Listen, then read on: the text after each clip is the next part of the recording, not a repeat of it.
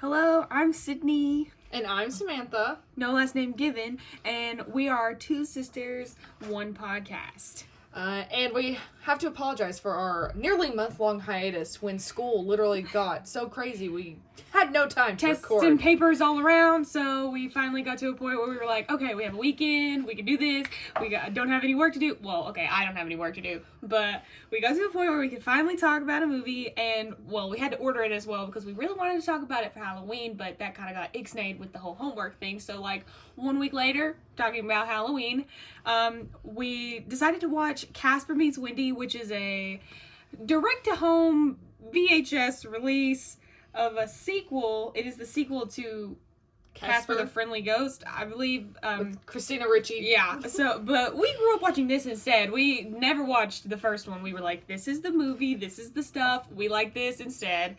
And we grew up watching it on the actual VHS tape because we're old, I guess.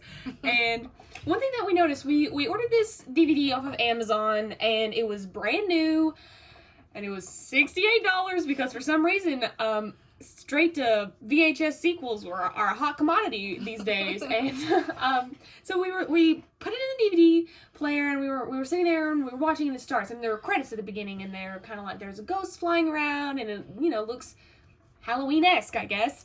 It's not really a Halloween movie; it's just about a ghost. But the credits were so long; it felt so boring. And we were like, "There's something." Were they not singing a song on the tape? And I was like, "Yeah, I think there was a song. Casper the Friendly Ghost, the song, sang by a woman. I don't know who, but it was a woman." And I was like, "Yeah." So we watched the whole movie, and we were like, still hung up on the credits. We were like, the song, it made it so good because I remember jamming to the song as a kid, waiting for the movie to start. And afterwards, I was like, okay, so I have to get to the bottom of this. Where's the song? So I looked it up on YouTube, and there it was. Song, credits, everything. And I was like, why did they decide that the DVD needed to be less fun? There needed to be no song because that's what makes the credits good, right? Nobody wants to sit and watch credits. But if you got a nice song, then maybe it makes it a little better. But whose decision that was, I don't know. They made a mistake. That was totally wrong. It's also odd that this movie is so hard to find. It came out in 1998, so it's not extremely old, and it stars the queen of the 90s, early 2000s, Hilary Duff herself as Wendy. And we're just sitting here like, why on earth can we not find this movie? It's not on any streaming services. We had to order a DVD off of the internet, which was very expensive. And it just is a movie that I remember so vividly, and I feel like other kids watched it. It's just odd that you can't find it anywhere. And you might be asking yourself, why didn't you just watch the VHS tape? You just said that you had it on VHS. Well, the funny thing about VHS players, which we have one, when they get old, they start eating tapes for no reason other than the fact that they're old. And, as a beloved movie of our childhood, we didn't really want to risk putting that in the VHS tape and then eating it and us never being able to use it again, even though we're not using it anyway because we're afraid to use it. But maybe if we had a better VHS player, maybe one that was a little more reliable than the one that we have, we would maybe have risked it to watch it on VHS tape, but the other day wasn't that day. It wasn't the day to risk it. It was the day to buy a $68 DVD instead because you don't want to risk destroying something that you love so dearly. So moving on to discussing the actual movie itself. So this movie, as we said, is called Casper Meets Wendy, which we for some reason always thought it was actually called When Casper Meets Wendy. It is not. There's no win. So the plot of the story is basically Casper is getting bullied by his 3 ghost uncles, and they decide to go on vacation to the Catskills and terrorize some, as they call them, fleshies, which is just people. And on the other hand, you have the witches, the 3 aunts, and Hilary Duff's character, Wendy.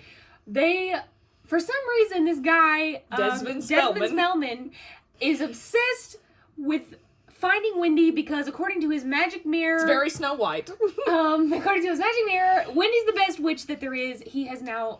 That title has been taken from him, and he's like, I can't do that. We can't have this. I need to go find this girl and take her out.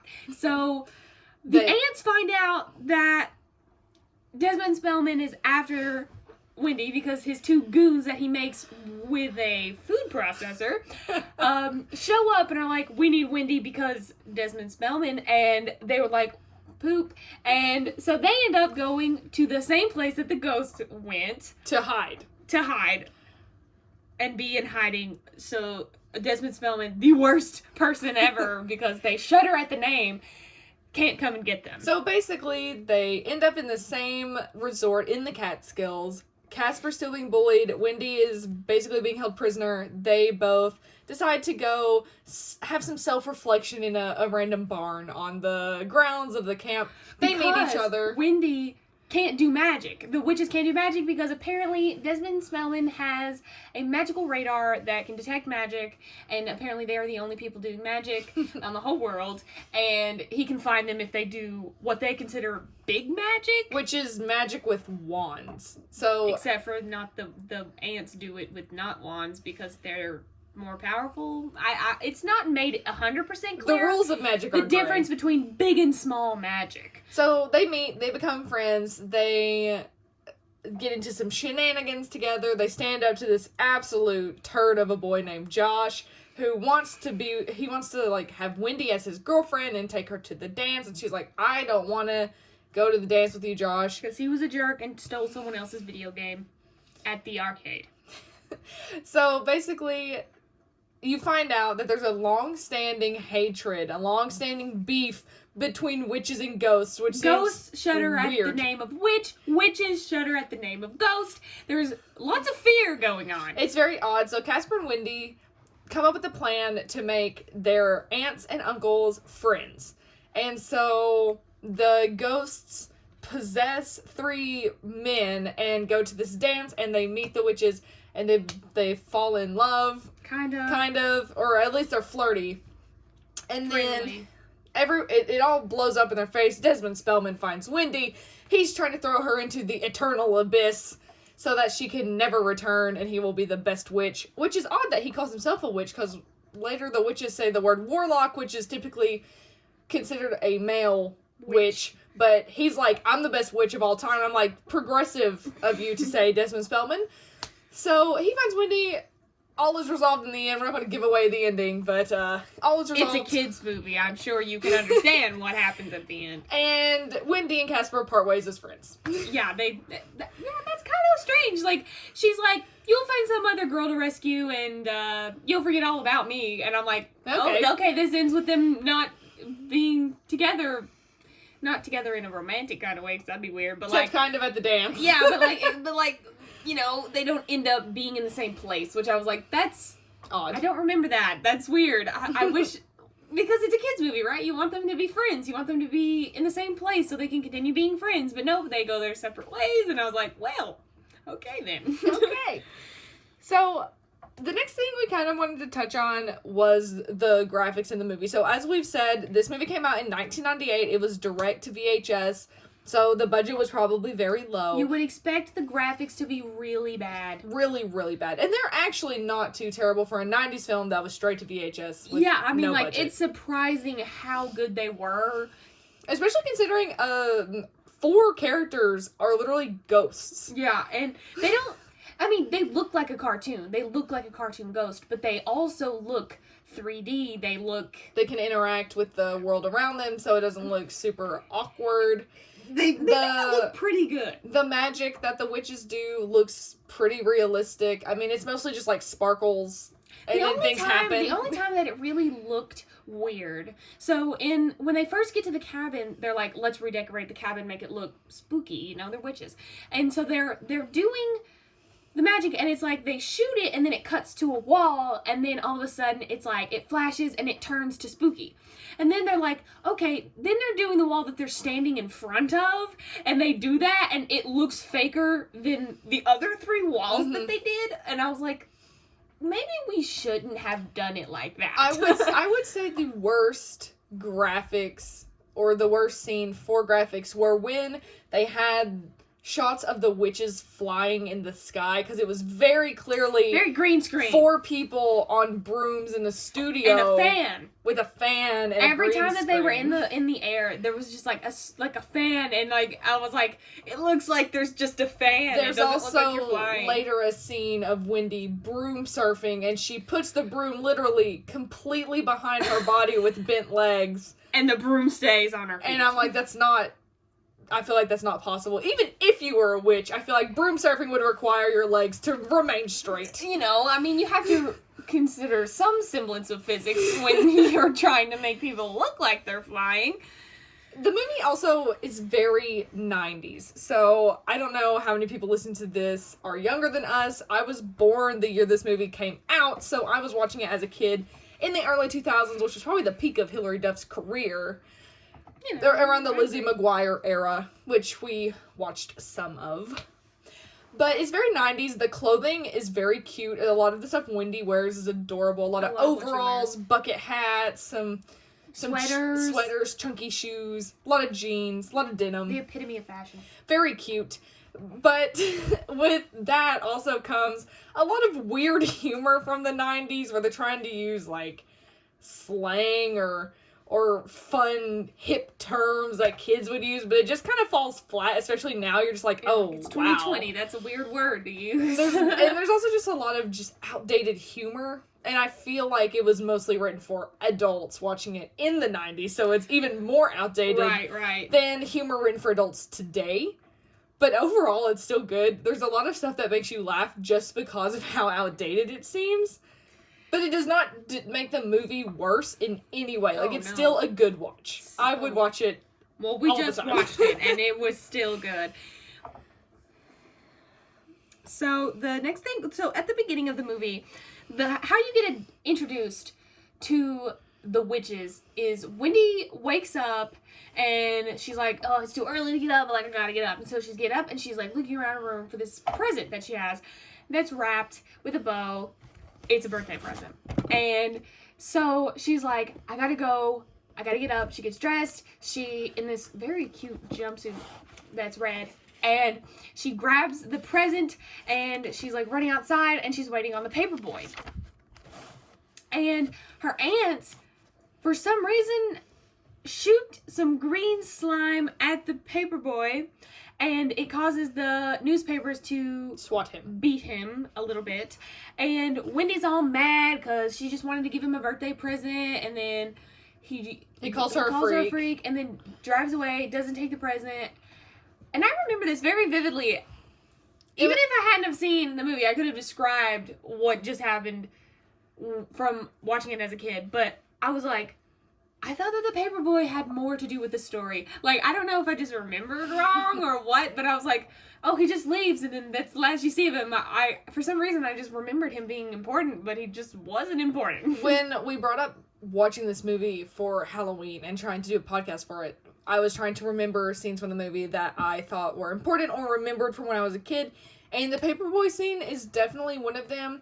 Another one is the introduction to Casper's uncles, because the whole movie opens on a baseball game, and then this UFO shows up, and I'm like, this is the fakest UFO. It does look really fake. That's another scene where it's like, okay. UFO.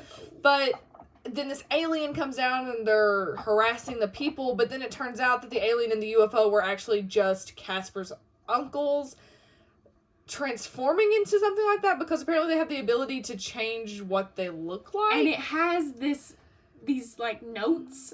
It's kind of a song, but it's the Casper song. Yeah, it's the Casper song, but it's slow and it sounds eerie. Alien. I don't know how else to describe it, but I remember that so vividly. The sound of that song being slowed down and the way it sounded, I was like, I remember it so well, and it's very creepy. And you're like, ugh, but like you kind of like it at the same time. The parts of this movie that really stand out to you are very odd moments of the movie. The ones that I remember the most, like that one, the paperboy, which turns out to not even be important. Yeah.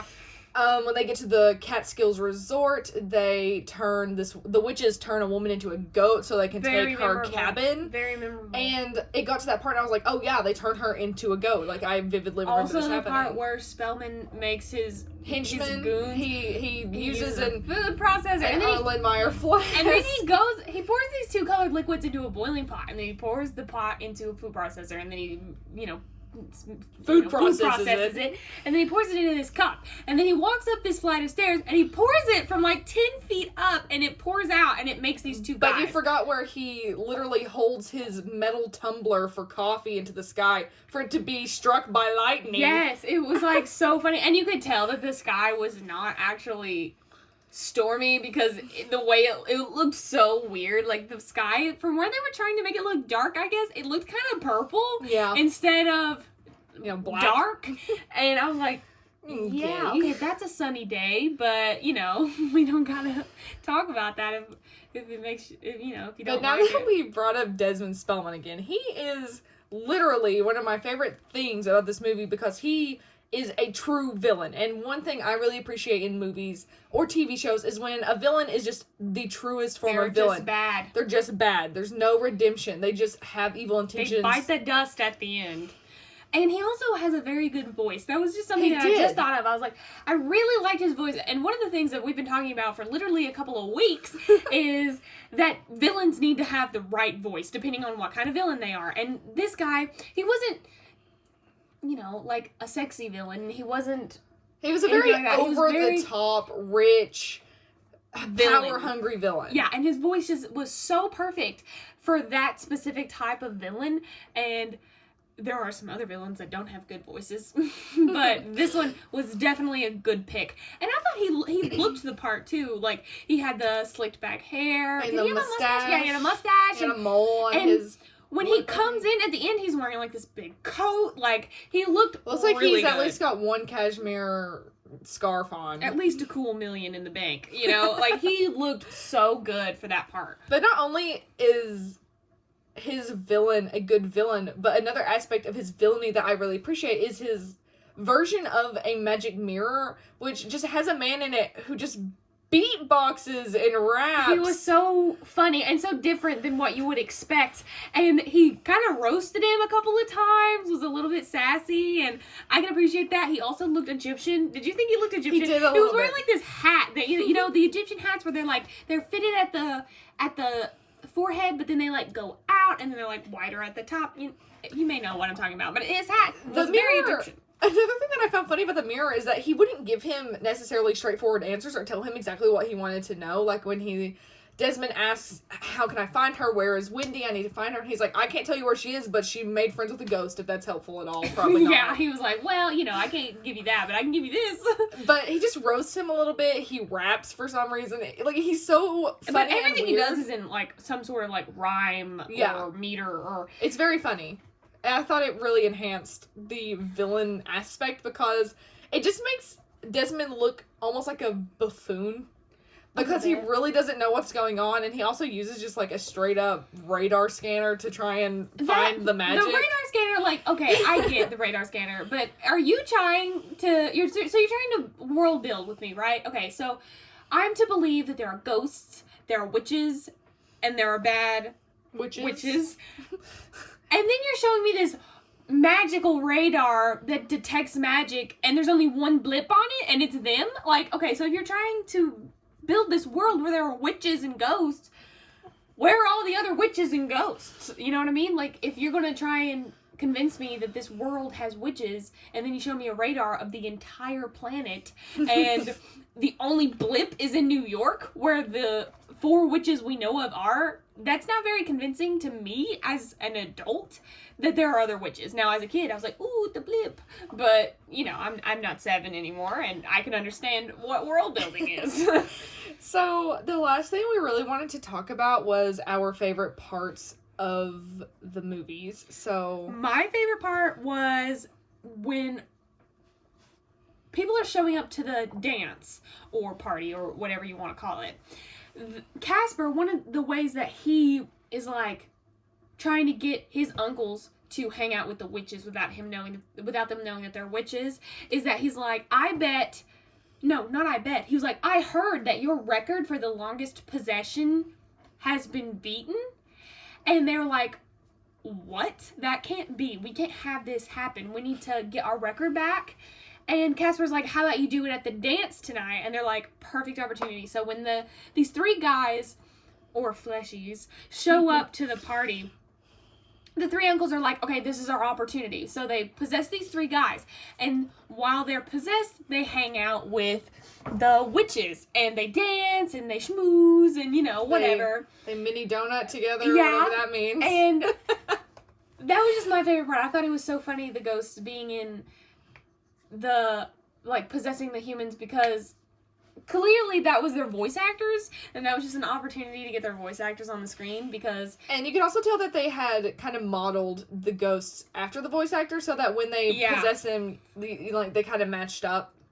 It worked very well. It was a very well done piece of comedy that I can appreciate as a kid, and I can also appreciate as an adult. One of my favorite moments of the movie is when Casper and Wendy go on a sort of mischief montage when they're friendship building. So they have a little conversation about how they should be friends, and he starts, you know, kind of insulting witches. She's like, excuse me, sir, we're friends now, so you can't insult witches anymore.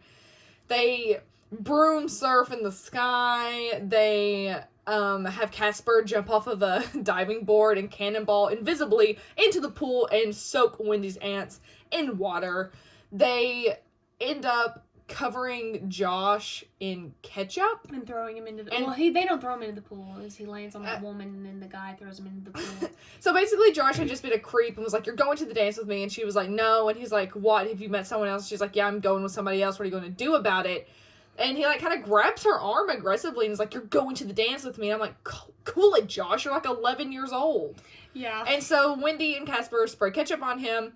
And I'm pretty sure one of them trips him somehow with magic into a woman on a pool chair. Her boyfriend gets upset, even though this is literally an 11-year-old boy, but whatever. Grabs him, throws him into the pool, and he's like, you'll regret that. Yeah. Like, he can actually do something about it. And then Wendy and Casper, another small moment of mine that I like, is when they dance together in the gazebo. Yeah, but at the beginning, before the montage, when they're, like, meeting... Casper's like, show me some magic. And she's like, well, you'll have to settle for something small. And something that is considered small is turning it's like a wooden Santa cardboard cutout situation. And she made a dance and sing. And so that was kind of fun. That was funny. So that was basically all of the Wendy Casper friendship moments are very cute. Her dance outfit is very 90s with a big clip in the hair and a cute little red dress and some chunky shoes. Yeah. We're a fan of the chunky shoe. And lastly, we absolutely love Wendy's wand and broom. So her wand is very simple. It's just a black stick. Or dark brown. Dark brown, black. Wood. But the top is this beautiful, like, crystal gem diamond situation. And on the top of her broom is the same gem. It matches. And it's very her broom cute. is a little bit sentient. You don't see the three aunts' brooms ever do something on their own, but she can, like, call it and it'll come to her. And it was like beating up the two goons at the end. So, but as kids who didn't watch Harry Potter, we watched, like, this movie with Wendy and she was a witch, and we watched Wizards of Waverly Place on Disney Channel, and Alex Russo's wand was very somewhat similar, except it was red with, like, a green gem on it. But we always wanted wands like this. I was like, oh, I love Wendy's wand. If I was a witch, I would want this beautiful dark wand with a crystal on top. But alas, magic is not real, and we cannot have a magical wand with a crystal on top. But that's basically our breakdown of Casper Meets Wendy, an underrated Hilary Duff classic that all should seek out to watch if possible. We don't know what we're going to watch next. Over Thanksgiving, we were going to watch the live-action Disney remakes. Yeah, so we'll probably do an episode on our ranking, maybe do another episode on our breakdowns of each movie, depending on what we're feeling at the time. But that's about it for right now. So you can follow us on Instagram at 2sisters1podcast_ and on YouTube at 2sisters1podcast. And those are, unlike the beautiful picture we have of ourselves, the 2 and the 1 are in fact numbers and not words. Yeah, sorry. We didn't communicate very well when I was doing the usernames and she was doing the art. Hopefully it won't be a month until we talk to you guys again, but Fingers crossed. We'll see you then.